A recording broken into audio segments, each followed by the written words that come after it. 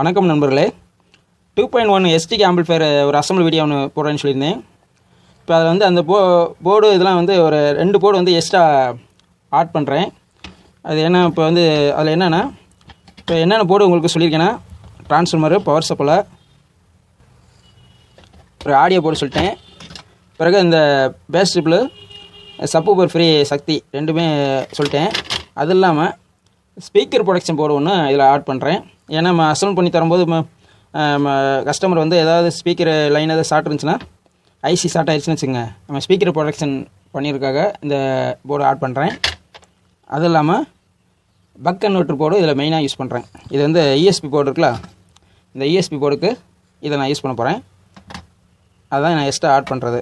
இப்போ வந்து ஃபஸ்ட்டு வந்து எந்தெந்த பொசிஷனில் வைக்கிறோமோ அது ட்ரான்ஸ்ஃபார்மர் எல்லாமே அந்த பொசிஷனில் வச்சுக்கணும். இப்போ இந்த பவர் சப்ளை நான் வைக்கிறேன். அதே மாதிரி இந்த ஆடியோ போர்டை பொறுத்தளவுக்கு இந்த பொசிஷன் கரெக்டாக இருக்குது. இந்த ஸ்பீக்கர் ப்ரொடக்ஷனை இந்த இடத்துல வச்சுக்கலாம். இந்த பேஸ் ட்ரிபிள் வந்து இந்த இடத்துல வச்சுக்கலாம். அப்படி இதை இப்போ வந்து இங்கே சுவிட்சு இங்களுக்குள்ளே அப்படி வரும். அதனால் அதுக்கு தகுந்த மாதிரி கரெக்டாக நம்ம வைக்கணும். ஃபஸ்ட்டு வச்சுக்கிட்டு தான் நம்ம ஹோல்ஸ் பண்ணணும். இப்போ கொஞ்சம் தள்ளி வச்சுக்கலாம். இப்போ இந்த போர்டை அப்படி வச்சோம்னா, இது இல்லாமல் ஒரு எக்ஸ்ட்ரா ஃபேன் ஒன்று வைக்கணும். இந்த எக்ஸஸ் ஃபேனை இப்போ நம்ம கரெக்டாக நம்ம பொசிஷன் பார்த்து போர்டெலாம் வச்சுட்டு எந்த இடத்துல அந்த எக்ஸஸ் ஃபேனு கரெக்டாக இருக்குன்னு பார்க்கணும். அப்போ இந்த இடத்துல வைக்கலாம். இந்த இடத்துல வச்சோம்னா இந்த ஏர் வந்து இந்த ஐசிக்கு கூலிங் பண்ணி கொடுக்கும். ரெண்டாவது இப்போ இந்த பக்கன் ட்ரைன் வைக்கலாம்னா, இப்போ பவர் சப்ளை பக்கத்துலேயே வச்சிடலாம். இப்போ எல்லாம் ஓரளவுக்கு வச்சாச்சு.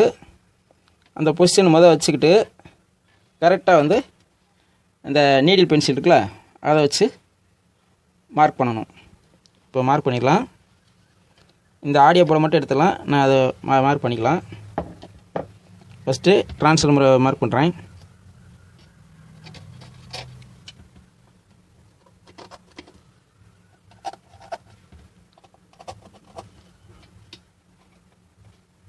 அப்படியே பவர் சப்ளையை கொஞ்சம் உயரமாக இருந்தால் நீட்டியில் கொஞ்சம் நீட்டி எடுக்குங்க.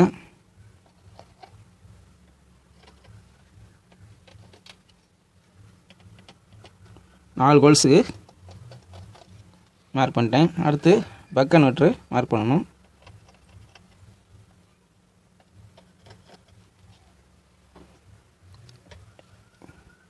இந்த ஆடியோ போர்டுக்கு இந்த ஹோல்ஸ்க்கு நான் கரெக்ட் பண்ணி ஓட்ட போட்டிருக்கேன். இதுக்கு வந்து இந்த ஹைலைன் சுவிட்ச் போர்டு மூடியை அப்படியே இதை மேலே வச்சுக்கலாம். வச்சோம்னா இந்த ஹோல்ஸ் கரெக்டாக இருக்குது. அப்போ இந்த பொசிஷனில் வைக்கணும். அப்போ இப்படி வச்சோம்னா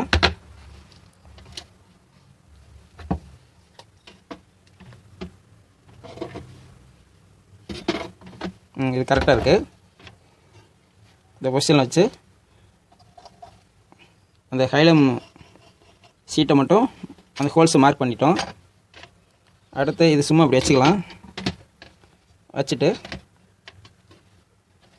அடுத்து ஸ்பீக்கர் ப்ரொடக்ஷன் மார்க் பண்ணணும். கரெக்டாக நேராக வச்சுக்கிட்டு மார்க் பண்ணால் தான் நேராக இருக்கும் போர்டு.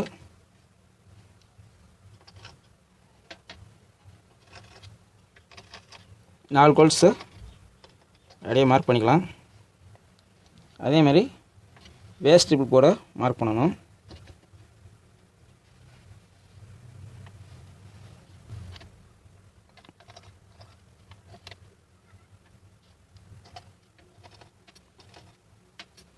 அடுத்து சப்வூஃபர் ஃப்ரீயை மார்க் பண்ணணும்.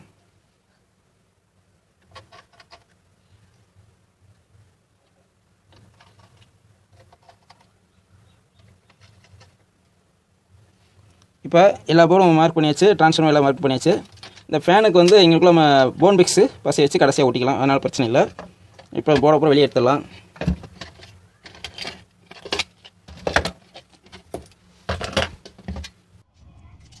இப்போ அந்த கேபினட்டை ஹோல்ஸ் எல்லாத்தையும் போட்டு இப்போ அந்த ட்ரான்ஸ்ஃபார்மரை ஃபிட் பண்ணிக்கலாம். இதை ஸ்க்ரூ நட்டு போட்டு டைட் வச்சுக்கலாம். நாலுமே அதேமாதிரி ஹோல்ஸையும் நல்லா ஸ்க்ரூ நட்டு போட்டு டைட் வச்சுக்கணும்.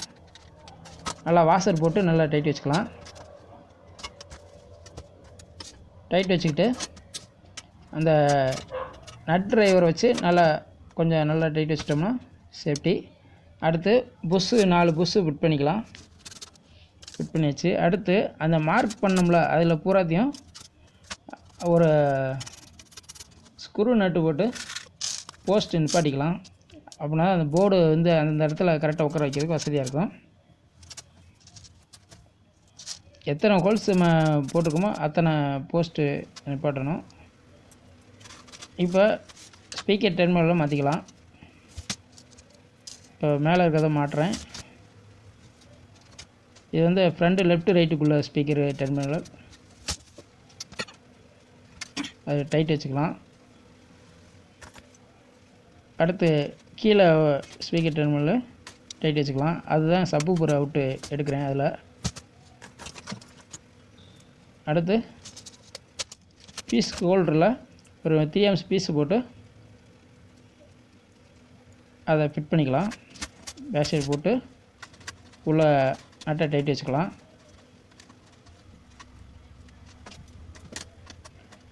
நோஸ் பிளேயர் வச்சு அந்த நட்டை டைட் வச்சுக்கிறேன் சேஃப்டி. அடுத்து பின்னாடி அந்த வயரு போஸு சுருக்கிக்கலாம். நல்லா லேசாக மடக்கிட்டோன்னா உள்ளே போய்க்கிறோம்.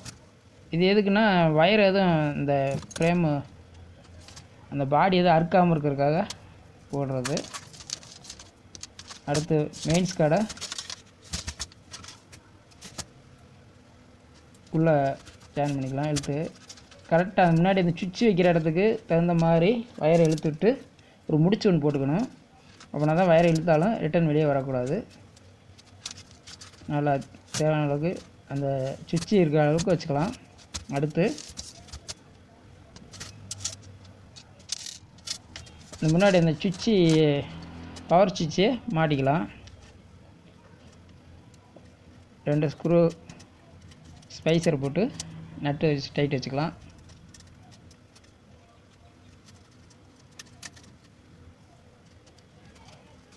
ஸ்க்ரூ நல்லா அந்த ஹோல்ஸுக்கு சென்ட்ரு பண்ணி டைட் வைக்கணும். அப்படின்னா தான் அந்த நாப் வந்து கரெக்டாக அமுக்குனா ரிலீஸ் ஆகும், இல்லைன்னா லாக் ஆகிக்கிறோம். இப்போ டைட் வச்சாச்சு. நோஸ் பிளேயர் வச்சு லேசாக டைட் வச்சுக்கலாம்.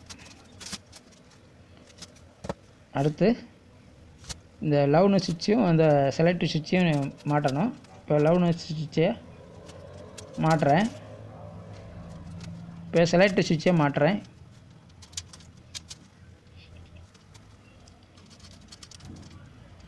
அந்த ஸ்க்ரூ நட்டு டைட் வச்சுக்கலாம். சுவிட்சை நோஸ் பிளேயர் வச்சு டைட் வச்சுக்கலாம். அடுத்து அந்த டிரான்ஸ்ஃபார்மர் பிரைமரியிலேருந்து ஒரு வயரை கருப்பு வயரை இன்னொரு வயரை எக்ஸ்டெண்ட் பண்ணி ஒரு ஸ்லீவ் போட்டு வச்சுக்கலாம். அடுத்து வந்து அந்த சிவப்பு வயரை பீஸ் ஹோல்டருக்கு பாருங்க, அதில் வந்து பற்ற வைக்கணும். அது டிரான்ஸ்ஃபார்மரோட சிவப்பு வயர், அது பிரைமரி வயரு.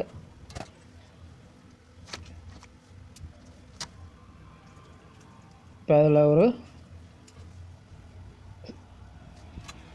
இப்போ அந்த ஹோல்டரில் பற்ற வச்சு அந்த ஓஸை இழுத்துட்டுக்கலாம். அடுத்து ஒரு சிவப்பு வயரை அந்த பீஸ் ஹோல்டரோட இன்னொரு சைடு பற்ற வைக்கணும். அப்படியே அந்த ஸ்லீவ் எடுத்து விட்டுக்கலாம். இப்போ 2 வயர் எடுத்தாச்சு. ஒன்று டிரான்ஸ்ஃபார்மர் தான் டைரெக்டாக வரும், இன்னொன்று வந்து அந்த பீஸு போய் வரும். இப்போ வந்து ஒரு ஸ்லீவில் சொருகிக்கலாம். அந்த மெயின்ஸ் கார்டையும் அந்த டிரான்ஸ்ஃபார்மர் வயரையும் சொருகிட்டு சுவிட்சில் மேலேங்களே இருக்கு பாருங்க, அந்த பின்னில் வந்து டைரெக்டாக மெயின்ஸ் கார்டு வயர் இருக்குல்ல, அதை பற்ற வச்சுக்கலாம். அதுக்கு அடுத்த பின்னில் இப்போ இந்த டிரான்ஸ்ஃபார்மர்லேருந்து ஒரு வயரும் அந்த பீஸ் ஹோல்டர்லேருந்து ஒரு வயர் எடுத்தோம்ல, அதை பற்ற வச்சுக்கலாம். நல்லா பற்ற வச்சுக்கிட்டு ஒரு தின்னர் வச்சு லேசாக அந்த சுவிட்சை க்ளீன் பண்ணிடணும். ஏன்னா அது பேஸ் நியூட்ரல், இது அந்த பேஸ்ட்டு ஷார்ட் ஆகுறதுனால தொடச்சி விட்டுக்கலாம். நல்லா அதை சரி பண்ணிக்கிட்டு அந்த சுவிட்சுக்கு ஒரு இன்சுலேஷன் டேப்பு சுற்றிக்கலாம். ஏன்னா அது தெரியாமல் கை வச்சோம்னா ஷாக் அடிச்சிடும், அதனால் அதை டேப் அடிச்சுக்கிட்டுருக்கலாம். இப்போ ப்ரைமரி இது முடிஞ்சு. இப்போ அந்த டிரான்ஸ்ஃபார்மர்லேருந்து சுவிட்சுக்கு லைன் கொடுத்தாச்சு. அடுத்து செகண்டரி. இப்போ வந்து அந்த பேட்ரி ஜாக்கை மாட்டிக்கலாம். அந்த ஹோல்ஸ் சும்மா இருக்கனால சும்மா டம்மியாக தான் மாட்டுறேன், இதை கனெக்ஷன் கொடுக்குறதுக்கு இல்லை. இது வந்து டுவெல் பவர் சப்ளை, டைரெக்டாக பேட்டரியிலேருந்து மட்டும் லைன் கொடுக்க முடியாது. ஆனால் அது பேட்டரியிலேருந்து கொடுக்கணுன்னா ஒரு போர்டு வைக்கலாம். அது இப்போதைக்கு வீட்டு யூஸ்க்குனால தேவையில்லை. அடுத்து வந்து ஆர்சி ஜாக்கை ஜாயின் பண்ணிக்கலாம். அடுத்து நம்ம டிரான்ஸ்ஃபார்மர் செகண்டரியில் வயர் எக்ஸ்ட்ரா இருக்கிறத கட் பண்ணிக்கலாம். கட் பண்ணிவிட்டு இப்போ இந்த ஒரு 2 ப்ளூ ஒரு பச்சை இருக்கா, அது வந்து 24/24, 2 மஞ்சள் கருப்பு வந்து 12/12. இப்போ வந்து இந்த டுவெல் பவர் சப்ளையில் ஏசி இன்புட் கொடுக்கணும். ஃபஸ்ட்டு 24 வோல்ட் வயரை பற்ற வைக்கிறேன். ஏசி வோல்ட் வயரை 24 வோல்ட்டு ஏசி வோல்ட் வயரை ஒரு வயரை பற்ற வைக்கிறேன். நல்லா பற்ற வச்சுக்கணும். அடுத்து பச்சை வயரு தான் 0, அதாவது கிரவுண்ட் வயரு, அதை வந்து அடுப்பில் பற்ற வச்சுக்கலாம் அந்த கிரவுண்டு இருக்க இடத்துல. அடுத்து ப்ளூ வயரு, அதுவும் வந்து 24 வோல்ட்டு ஏசி வயரு, அதை அந்த ஏசி இன்புட்டில் பற்ற வச்சிடலாம். இது வந்து இந்த போர்டு வந்து நான் இப்போ தனித்தனியாக வாங்கி அசம்பிள் பண்ணியிருக்கேன். அது வந்து ரெடிமேடாக கிடைக்கும். இப்போ அந்த அடுத்து வந்து 12 வோல்ட் ஏசி லைனை பற்ற வைப்போம். இன்னொரு 12 வோல்ட்டு ஏசி லைனு. இது வந்து 2 டயோடு மட்டும் தான் நான் யூஸ் பண்ணியிருக்கேன், அதனால் அப்படி பற்ற வச்சுருக்கேன். கிரவுண்டை வந்து கிரவுண்டு லைனில் பற்ற வச்சிடலாம்.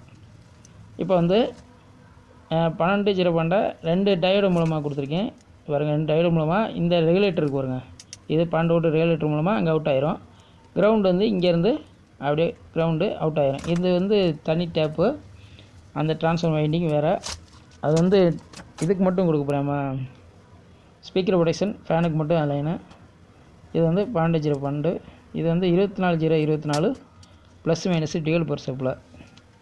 இப்போ இது அவுட்புட்டில் வயர் பற்ற வைக்கணும். இதுக்கு வந்து 1 ஸ்கொயரமும் நல்ல குவாலிட்டி வயரை பற்ற வைக்கணும். இது வந்து 12 வோல்ட் அவுட்டுக்கு அந்த வயரு நான் சொல்கிறேன். இப்போ ஃபஸ்ட்டு ப்ளஸ் 24 வயரை வோல்ட் வயரை பற்ற வைக்கிறேன். சிவப்பு வயரு ப்ளஸ் 24 அவுட்புட்டு.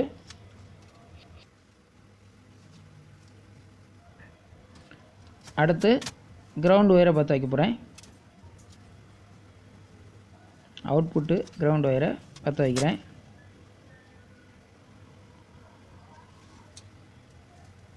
அடுத்து -24 வயரை பற்ற வைக்கிறேன்.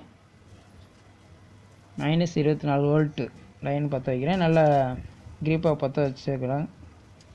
அடுத்து வந்து 12 வோல்ட்டு ப்ளஸ் லைனை பற்ற வைக்கிறேன். இப்போ கிரவுண்ட் வயரை பற்ற வைக்கிறேன்.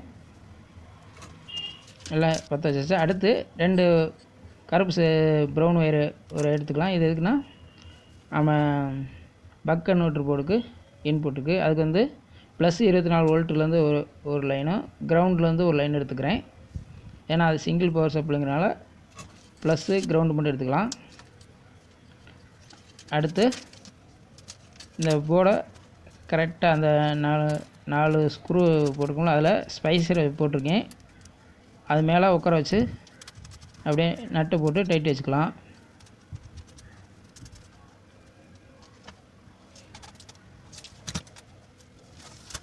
டைட் வச்சுக்கிட்டு அடுத்து இதில் பார்த்தீங்கன்னா அந்த வோல்ட் லைன்லாம் தனித்தனியாக பிரித்து நான் காட்டுறேன் பாருங்கள். இந்த வயரை ஓர்ஸ் பண்ணி வச்சுக்கிட்டு அடுத்து அந்த ப்ளஸ் 24 கிரவுண்டு ஒரு வயர் மட்டும் எடுத்து பார்த்தீங்களா, அந்த பக் கன்வெர்ட்டருக்கு போர்டுக்கு அந்த வயர் தான் இதுதான்.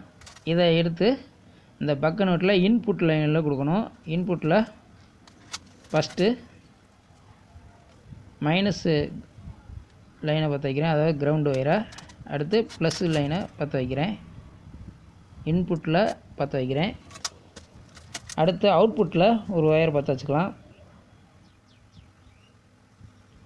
இப்போ அவுட்புட்டு கிரவுண்ட் ஒயரை பற்ற வச்சிட்டேன்.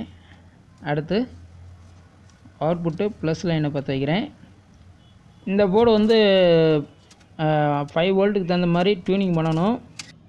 அதுக்கு முன்னாடி தான் நம்ம யூஎஸ்பி போர்டு கொடுக்கணும். அதை டியூன் பண்ணிக்கலாம். ஃபஸ்ட்டு வந்து பவர் சப்ளை ஆன் பண்ணி பார்க்கலாம்.